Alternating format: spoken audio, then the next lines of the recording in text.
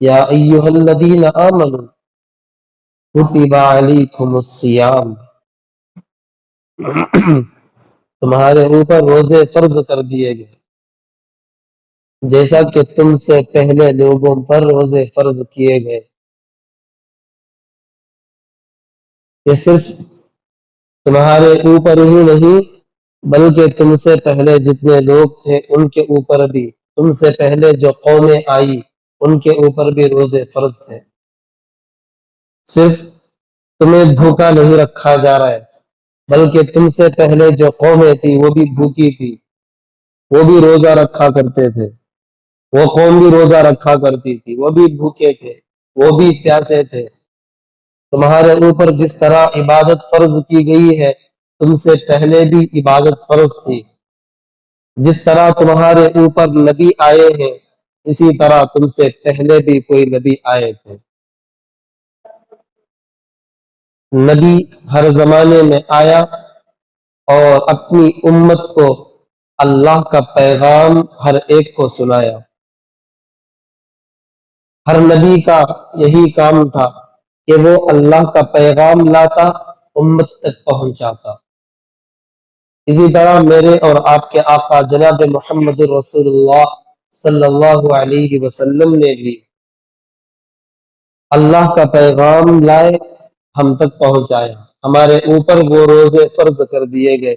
قرآن میں صاف طور پر اعلان کیا، یا ایھا الذین آمنوا کتبا، فرض کر دیا گیا، علیکم الصیام، تمہارے اوپر روزے، کما کتبا علی الذین من قبلکم، جیسا کہ فرض کر دیا گیا تھا علی الذین، تم سے پہلے لوگوں پر، من قبلکم لعلکم تتقون، کیوں فرض کیے گئے، کیا ضرورت تھی فرض کرنے کی، وجہ کیا ہے، آگے اللہ نے اس کا ذکر فرمایا، لعلکم تتقون، تاکہ تم متقی بن جاؤ۔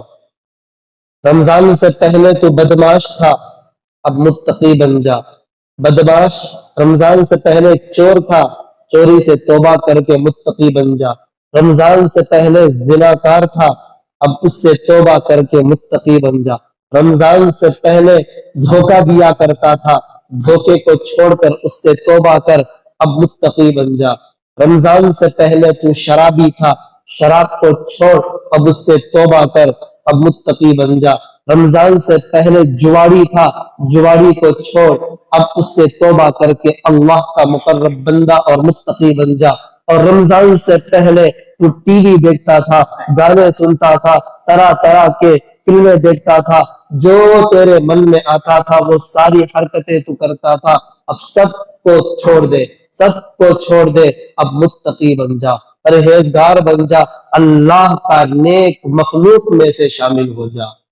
یہ متقی بنانے کے لیے آتا ہے، یہ مہینہ لوگوں کو متقی بنانے کے لیے آتا ہے، اچھا انسان بنانے کے لیے آتا ہے، پرہیزگار بنانے کے لیے آتا ہے، گناہوں سے چھٹکارا دلانے کے لیے آتا ہے، گناہوں سے پاک کرنے کے لیے آتا ہے۔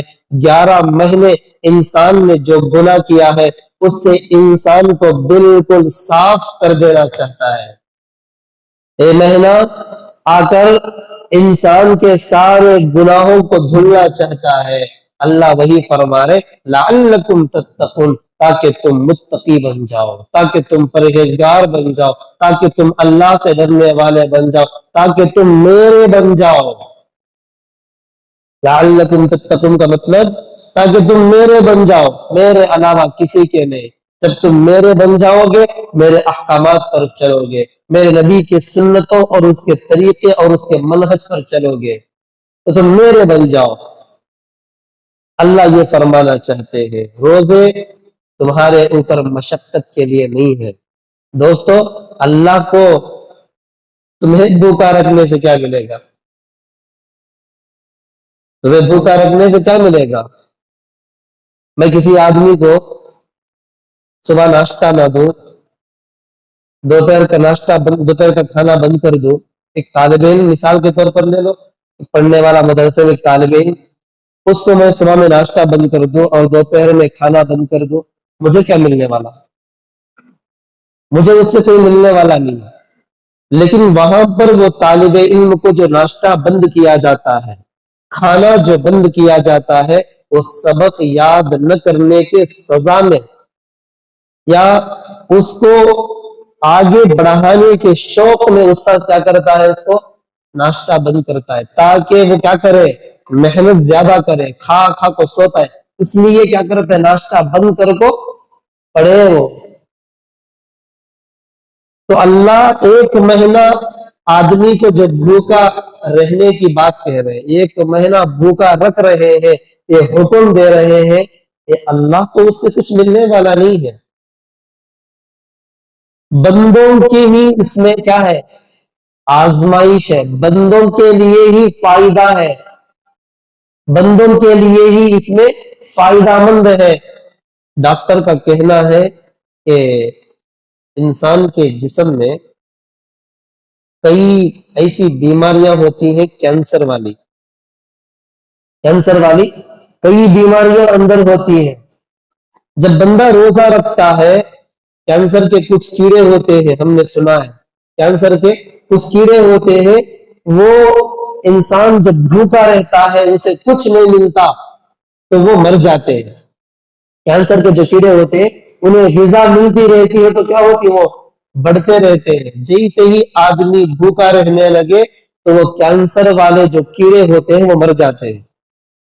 کینسر والے کیڑے جب مر جاتی تو اس انسان کو بیماری ہی نہیں آئے گی۔ صحت کے لیے اللہ تعالیٰ نے یہ حکم فرمایا ہے، اس میں صحت بھی ہے، بھوکا رہنے میں صحت بھی ہے، نفع بھی ہے، طبی اعتبار سے فائدہ مند بھی ہے، دوسرا اللہ کا حکم بھی ادا ہو رہا ہے۔ ٹھیک ہے، اگر وہ بات جسے اللہ نے حکم دیا، اگر ڈاکٹر بولا دیکھو بھائی تمہیں صبح کا ناشتہ نہیں کرنا، دوپہر کا کھانا نہیں کرنا، صبح ہی 6 بجے یا 5 بجے کھا لیا تو شام میں 7 بجے کھانا کر کو، اگر ڈاکٹر بول رہا اس کے علاوہ کیا چیز بھی تمہیں کھائے تو مر جاتی کیا؟ کسی انسان کو مجال ہے کہ کچھ کھا لے؟ بالکل نہیں کھاتا انہیں، کیوں؟ اپنی جان کے جانے کا خطرہ ہے اسے۔ ایک ڈاکٹر کی بات انسان مان لیتا ہے لیکن اللہ کی بات نہ مانے۔ ایک ڈاکٹر، ایک ادنا سا ڈاکٹر کی بات وہ مان کر کے چل جائے، ہاں ٹھیک ہے ڈاکٹر میں نہیں کھاتا، لیکن اللہ کا حکم یہاں پر آ رہا ہے تو اسے ترک کر ڈالتا ہے، نہیں ہے نا؟ ایسا ہوتا ہے نا؟ تو میرا بھائی، اللہ نے جو رمضان کے روزے آپ کے اوپر فرض فرمائے ہیں، ایک تو آپ کو متقی بنانا، دوسرا آپ کے لیے صحت بھی ہے، اس میں نقصان نہیں ہے بلکہ نفع ہے۔ اللہ جو چیز ہمارے اوپر فرض فرما دے، اللہ جو چیز ہمارے اوپر واجب قرار دے دے، اس میں نفع ہی نفع ہے۔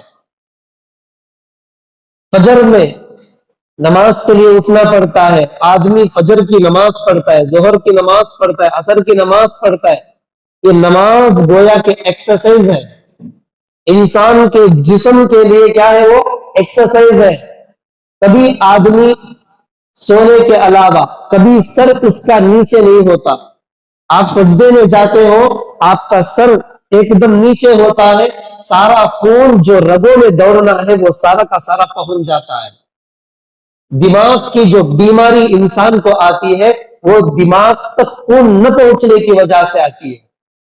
دماغ انسان کا کبھی کام نہیں کرتا، یہ اس کی واحد وجہ یہی ہے کہ اس کے دماغ تک خون برابر نہیں پہنچتا، خون نیچے کی طرف جاتا آتا رہتا ہے، لیکن جب انسان سجدے میں جا کر کے اس کا سر نیچے تو ہوتا ہے اور اس کے پیر اوپر کی طرف ہوتے ہیں تو سارا کا سارا خون کیا ہوتا ہے، جلدی جلدی کیا ہوتا ہے، وہ تیز رفتاری کے ساتھ چکر کاٹتا ہے، دماغ تک خون پہنچتا ہے، جس سے انسان کی طبیعت بلکہ صحت ملتی ہے اس کو۔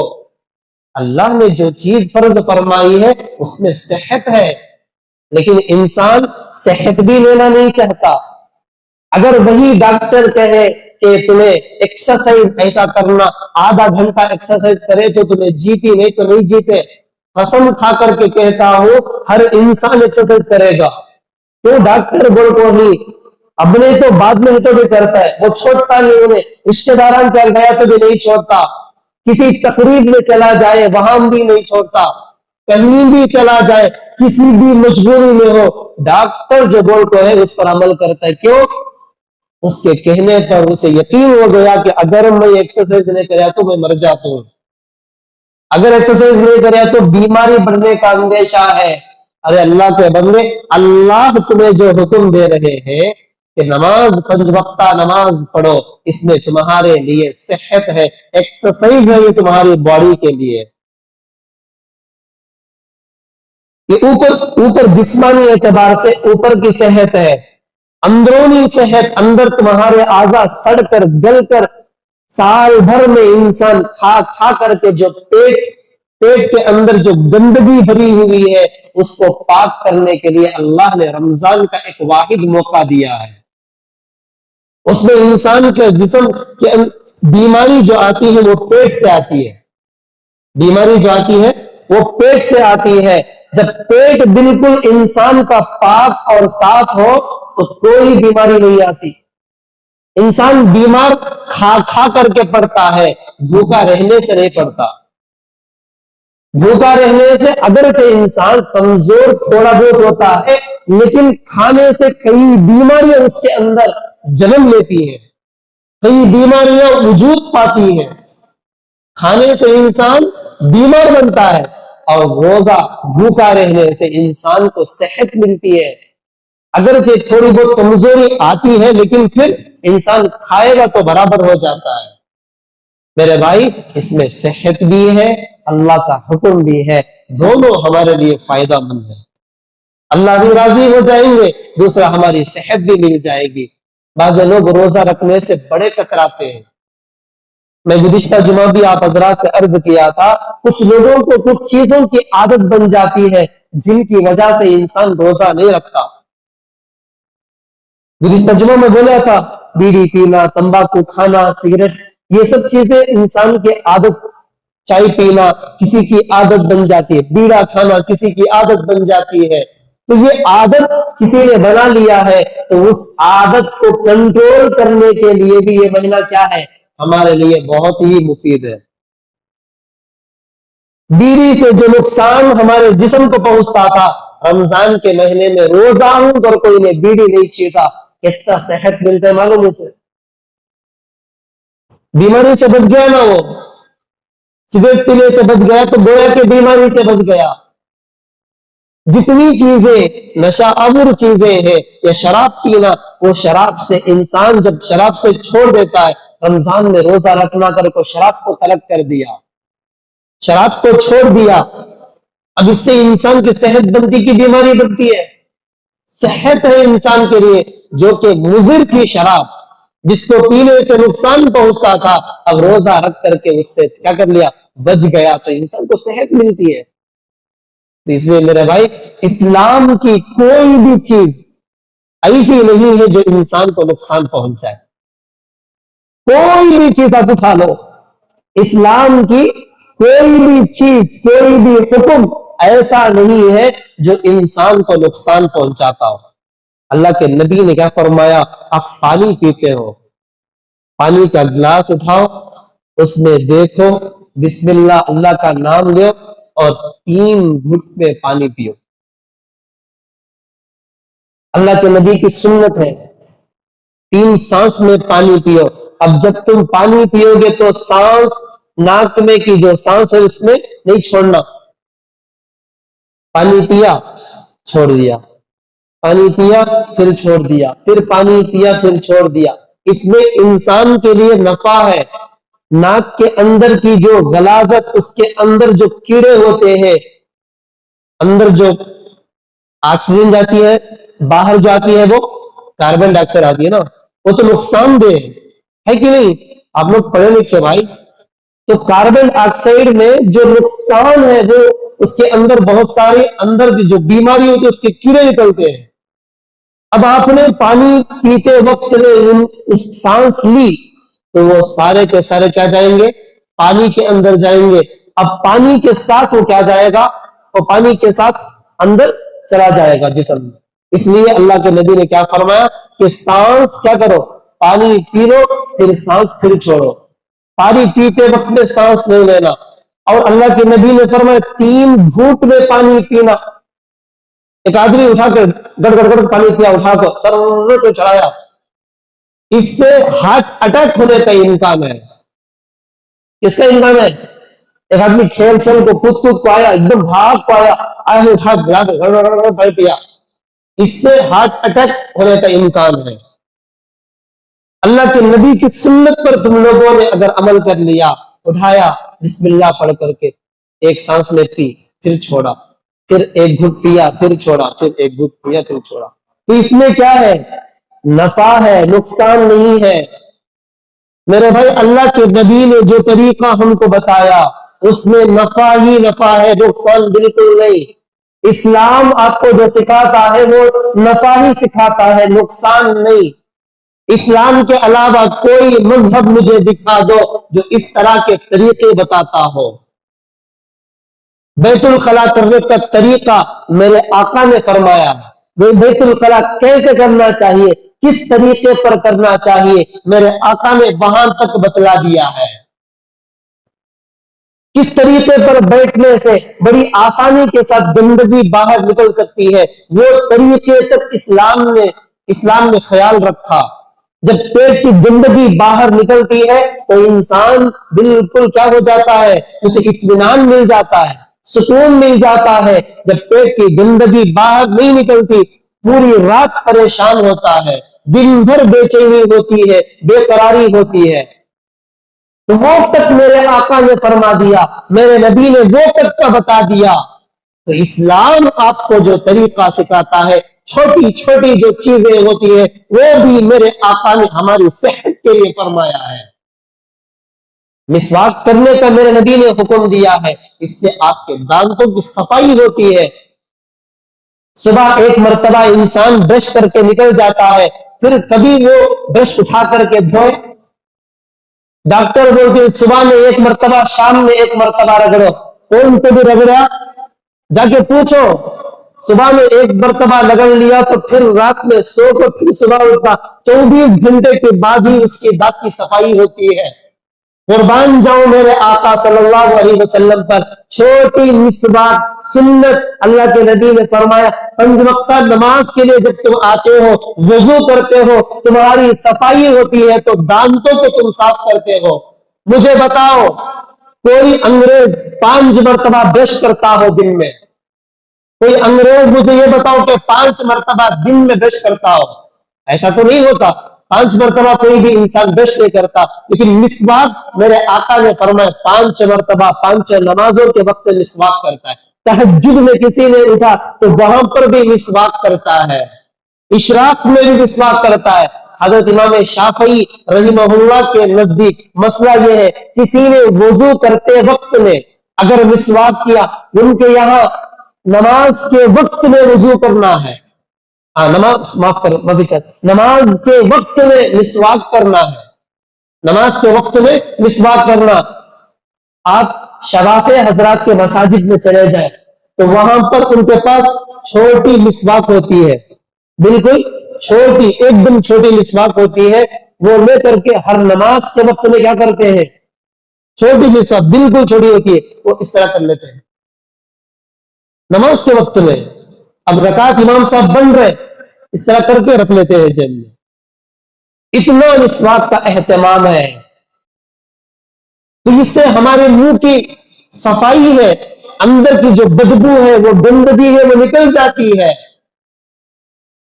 میرے آقا نے جو چیزیں بتائی ہیں اس میں صحت کے علاوہ نقصان نہیں دوستو، صحت کے علاوہ نقصان نہیں ہے۔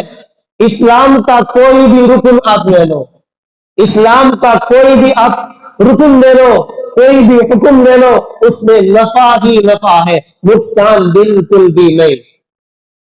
کتنی چیزیں میں آپ کو گناؤں، بے شمار چیزیں ہیں جس کو میں گناتا جاؤں، اللہ اکبر، بے شمار چیزیں۔ گردن پر ہم لوگ جو مسا کرتے ہیں، یہاں پر یہ گردن کے سوکھی رہنے سے کئی بیماریاں آنے کا اندیشہ ہے۔ پیر ذوالفقار صاحب اپنی کتاب کے اندر اس کے نقصانات کیا کیا ہے وہ لکھے ہیں۔ 5 मरतबा इंसान गर्दन पे मसा करता है। पूरी दुनिया में कोई अंग्रेज मुझे बता दो कि वो गर्दन का मसा करता हो।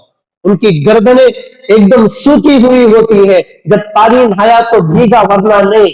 धूप को जल जल करके गर्दन की हालत खराब हो जाती है। इंसान गर्दन पे मसा करता है, वहां की रगों के अंदर अल्लाह ताला ने वो ताकत दे देते हैं। कई बीमारियों के लिए इलाज है, सेहत है। इंसान रोजाना 5 मरतबा वजू करता है। दूसरे दीगर मज़ाहिब में देख लो, कोई 5 मरतबा वजू करता हो, अपने चेहरे को साफ करता हो, पैर धोता हो, हाथ धोता हो। ऐसा नहीं होता। सुबह में 1 मरतबा धोने को, फेस वॉश डालने को, रगड़ने को गया तो शाम में आया तो दूध धुलारा पड़ा रहता, घर को धोता होता।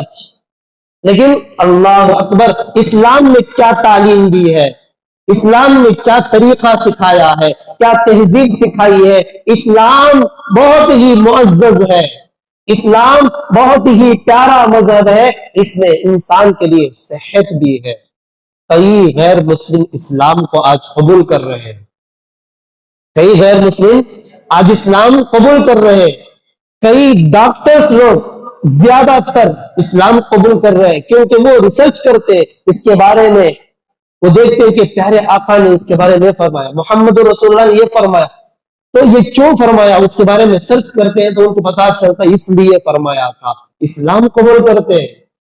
कई लोग, आम लोगों के मुकाबले में डॉक्टर्स लोग बहुत ज्यादा इस्लाम को कबूल कर चुके हैं, और जो साइंसदान होते हैं वो कई ज्यादा इस्लाम को कबूल कर चुके हैं। यहां पर तो हमें साइंसदान नजर नहीं आता, लेकिन बाहर ममालिक में आप चले जाओ, अमेरिका, इंग्लैंड वगैरह, तो वहां के लोग रिसर्च करके, अंग्रेज, वो इस्लाम कबूल कर चुके हैं। उनको पता चल गया कि इस्लाम वाकईतन अल्लाह की तरफ से दी हुई बहुत ही मुअज़्ज़ज़ दीन है, मुअज़्ज़ज़ शरीयत है, जो इंसान की सेहत का भी ख्याल करता है, जो इंसान की सेहत का भी ख्याल करता है, और अल्लाह का भी हुक्म वहां पर अदा हो जाता है।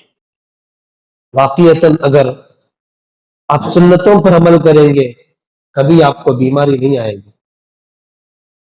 सच कह रहा हूं, अगर वाकईतन आप पूरे सुन्नतों पर अगर पाबंदी के साथ अगर अमल करेंगे, मेरे आका ने इस्लाम का जो तरीका बताया है उस तरीके और मनहज पर चलेंगे, तो वाकईतन ये कह रहा हूं आपको कोई बीमारी नहीं आएगी।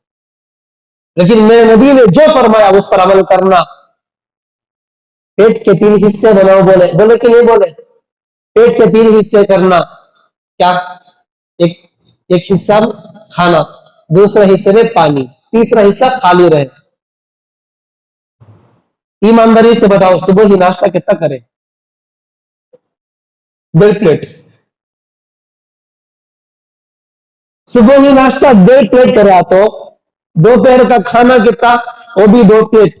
शाम में 1-2 प्लेट, तकरीबन 5.5-6 प्लेट खाया तो वो पेट की क्या गेट है? वो पेट में वो इंडिया गेट। कहां से सेहत रहेगी?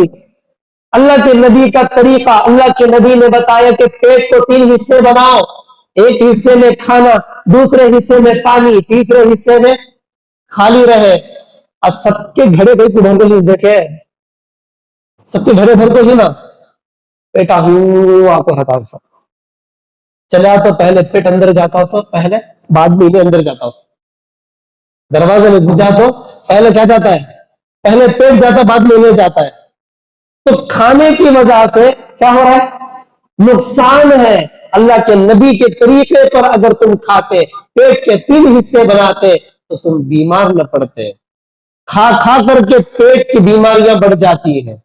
मेरे भाई, सेहत और लोगों का खाने का मामूल ऐसा है, सुबह 8 बजे नाश्ता कराया कर तो एक टाइमिंग, फिर जोहर पे 2 बजे टाइमिंग रहता है, बराबर 2 बजे खा लेता। वो पेट में सुबह को खाया तो हजम हुआ रहने, नहीं हुआ रहने परवाह नहीं।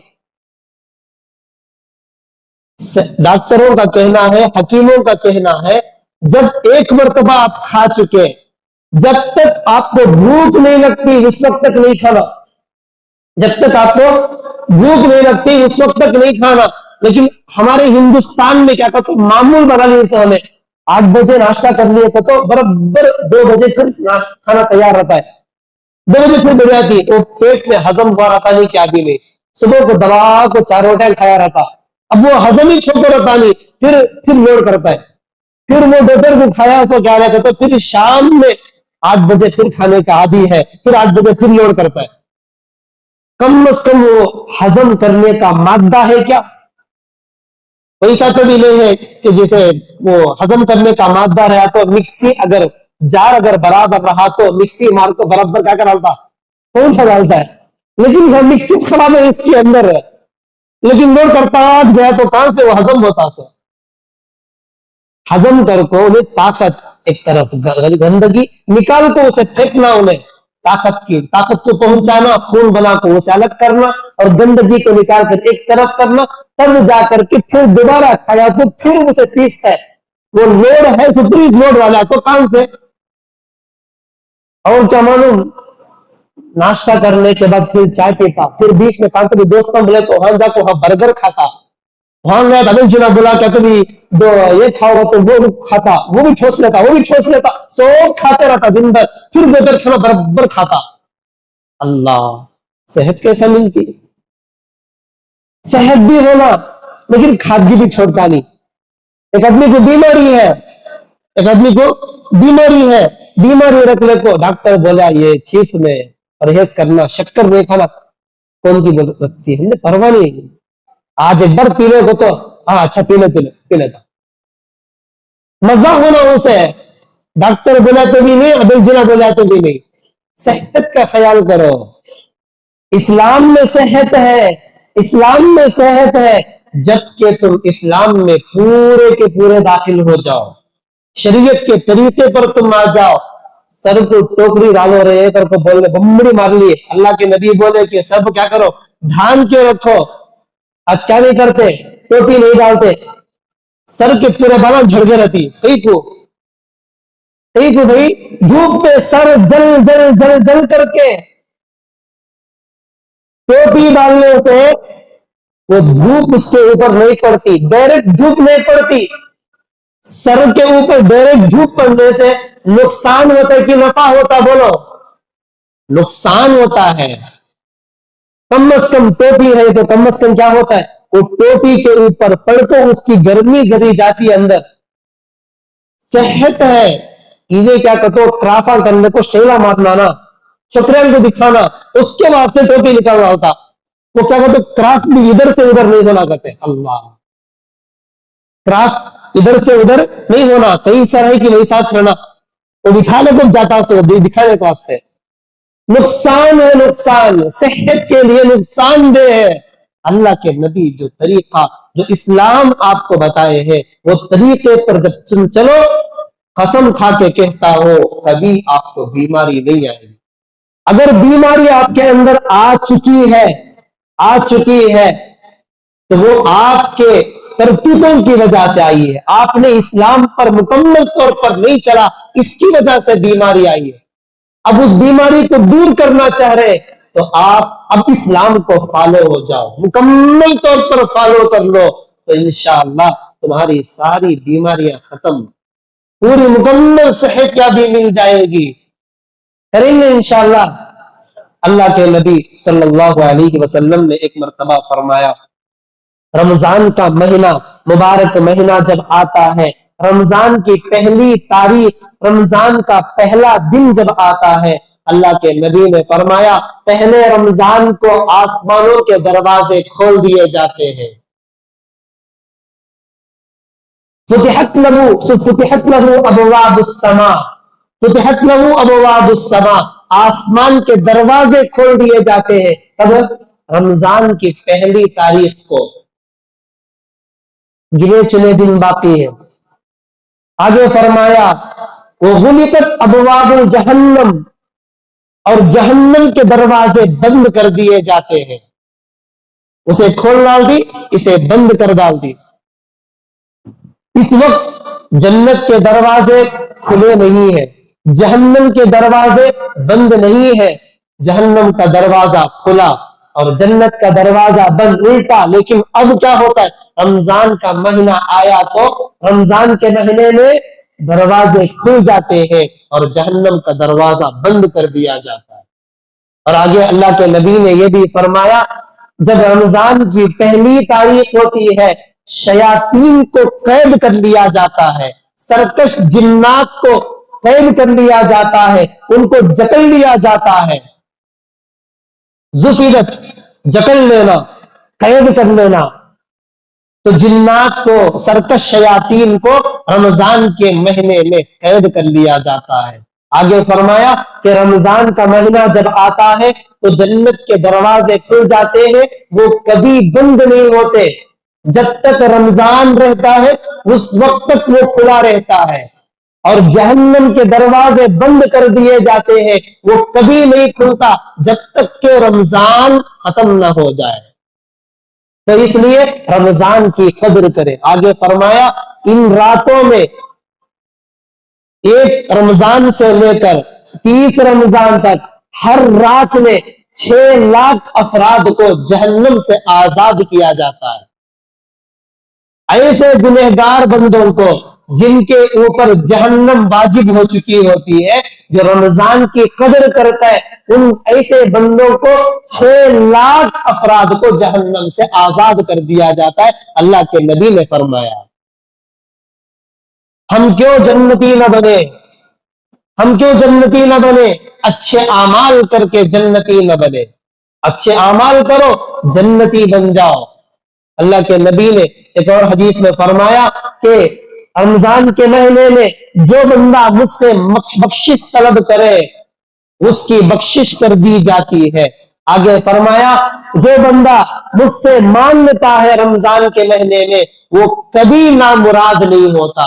جو تم مانگو رمضان میں سب مل جاتا ہے, دعائیں قبول ہو جاتی ہیں. بندہ ہاتھ تو اٹھائے, اللہ دینے کے لیے تیار ہے. رمضان میں اللہ کے نبی نے آگے فرمایا کہ رمضان کے مہینے میں مومن کا رزق بڑھا دیا جاتا ہے. وَازْدَادُوا وَازْدَادُوا وَازْدَادُوا لَهُ وَازْدَادُوا مِنْهَا رزق المؤمن, مومن کا رزق کیا کر دیا جاتا ہے؟ بڑھا دیا جاتا ہے, اضافہ کر دیا جاتا ہے. اسی لیے رمضان کے مہینے میں صبح سے لے کر دوپہر تک شام تک بھوکا رہا, کبھی شام میں دبا کو کھاتا سوئے ہے نا. صبح سے لے کر شام تک بھوکا رہا. اللہ کے نبی نے کیا فرمایا؟ مومن کا رزق بڑھا دیا جاتا ہے. اسی لیے شام میں آتے ہی فروٹاں, سموسے, نئی نئی چیزاں, الگ الگ طریقے کی چیزاں سامنے موجود رہتی. وہ کس کا آیا, کام کا آیا, کیا بھی نہیں سنتے رسد ڈال کو. ارے بابا تحقیق تو کر, کہاں سے آیا, کہاں سے تمہیں آیا؟ ہرچے آئے در گھسیٹ کرتے, ہرچے آئے در گھسیٹ. کہاں سے تمہیں اندر گھسیٹ کر رس کرتے؟ فارسی کا لفظ ہرچے آئے در گھسیٹ. کہاں سے تمہیں اندر گھسیٹ کا رہو؟ نہیں, محنت کر کو روزہ رکھتی, صبح سے لے کر شام تک بھوکے رہتی. تمہارا روزہ تمہاری حلال کمائی سے, کمائی ہوئی چیز سے تم روزہ کھولو, اگرچہ تمہارے پاس ایک کھجور کا ٹکڑا ہی کیوں نہ ہو. اگر وہ بھی نہیں ہے, پانی تمہارے پاس موجود ہے تو پانی سے روزہ کھولو. دوسرا لاکھو, بریانی لاکھو رکھا تو بھی رکھو. تمہاری حلال کمائی سے کیا کرو, تم روزہ کھولو. خدا نہ خواستہ انہیں حرام کما کو کی, کیا کی کما کو, لاکھوں ڈالیا, انہیں روزہ کھولا.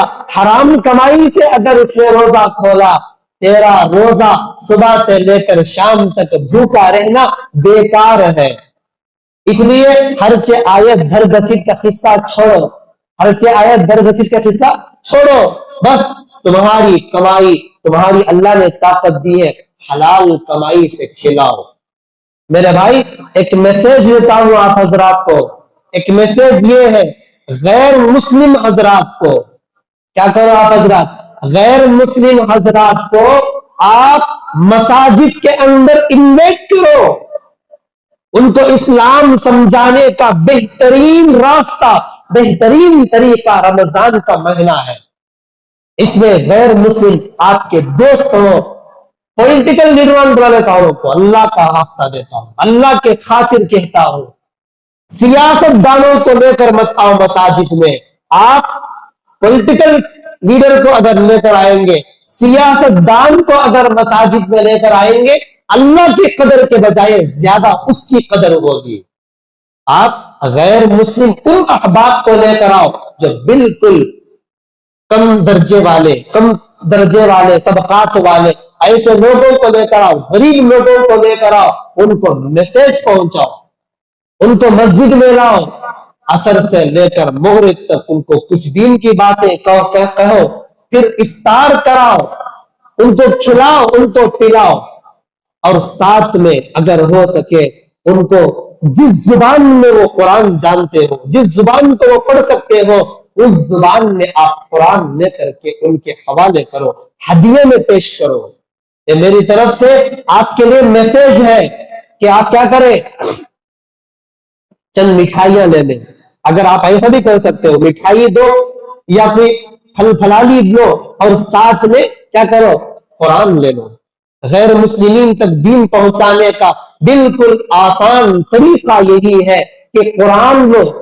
عربی وہ لوگ نہیں جانتے، کنڑا زبان جانتے ہیں، کنڑا میں لے لو، تمل زبان جانتے ہیں، تمل میں لے لو، انگریزی زبان جانتے ہیں، انگریزی میں قرآن لے لو۔ کچھ پیسے آپ کے خرچ ہوں گے، آپ کے دوست کے ہر گھر کے اندر وہ کتاب ہونی چاہیے، اگرچہ وہ نہ پڑھے لیکن کبھی نہ کبھی وہ کھولے گا، گھر میں وہ رکھی رہے گی، کبھی نہ کبھی وہ کھولے گا، کچھ نہ کچھ کرے گا، کب ہدایت انسان کو مل جائے۔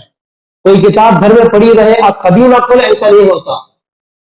گھر کے اندر موبائل سارے کے سارے پڑے رہے، کبھی موبائل چیک نہ کرے، ایسا نہیں ہوتا ہے نا۔ لیپ ٹاپ کہیں پڑے رہے اس کو چیک ہی نہ کرے انسان، ایسا نہیں ہوتا۔ تو کتاب اگر پڑھی رہے تو اس کو انسان کبھی نہ کبھی کھولے گا، اس لیے آپ اس کو ہدیے کے ساتھ دے کر کے بولو یہ ہماری طرف سے ہدیہ ہے، گفٹ ہے۔ آپ اس سے یہ بھی نہ کہو کہ تمہیں اسے پڑھو، ضرورت نہیں ہے بولنے کی، یہ ہماری طرف سے رمضان گفٹ ہے بول کر ان کو دو۔ وہ ہولی کے اندر آپ کو گفٹ دیتے ہیں، دیوالی کے اندر آپ کو گفٹ دیتے ہیں، ان کے جتنے تہوار آتے ہیں اس کے اندر آپ کو گفٹ دیتے ہیں، آپ تو خوشی کے ساتھ ان کا گفٹ لے کر رکھ لیتے ہو۔ کبھی آپ نے ان تک میسج نہیں پہنچایا کہ اسلام یہ سکھاتا ہے۔ آپ زبانی طور پر اگرچہ نہ بول سکو لیکن کم از کم یہ کام تو کر سکتے ہو، یہ کام کرو۔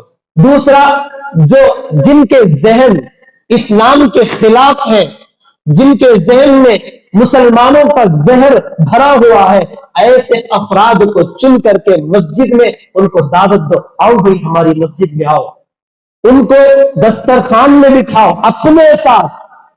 تمہارا دوست ہے، تم اپنے دوست کے بازو اسے بٹھاؤ، بٹھا کر کے اسے کھاؤ، اسے احترام کے ساتھ، عزت کے ساتھ اگر تم کرو گے تو یہ چند دنوں کے اندر آپ یہ دیکھو گے انشاءاللہ ان کے دلوں میں جو نفرت ہے وہ محبت میں تبدیل ہو جائے گی۔ کئی حضرات آپ کو یہ کہیں گے اب تک میں مسجد کے اندر میری زندگی میں نہیں دیکھتے تھے، آج مسجد کے اندر پہلی مرتبہ آنے کا موقع ہوا، بہت سکون ملا۔ کئی غیر مسلم یہاں پر پھکانے کے لیے آتے ہیں، ہم لوگ قرآن کی آیتیں پڑھ کر پھونکتے ہیں صحت کے لیے، ان کو یہ سمجھ میں آتا ہے کہ اسلام سچا ہے۔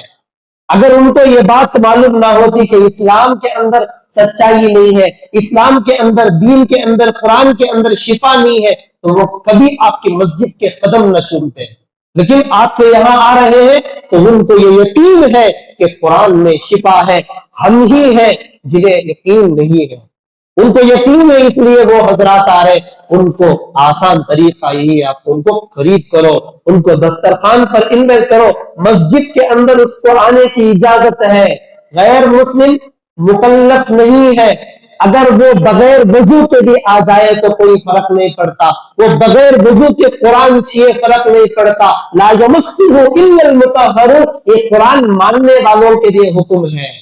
اس لیے غیر مسلمین کو آپ کیا کرو، ان کو دعوت دو مسجد کے اندر۔ اتنے دنوں سے آپ نے یہ کام نہیں کیا، اب کرو۔ آپ کو مسجد تک نہیں آ سکتا، آپ خود ان کے گھر چلے جاؤ، ہمارے طرف سے ہدیہ ایک گفٹ ہے. آپ کے کئی دوست ہوں گے غیر مسلم.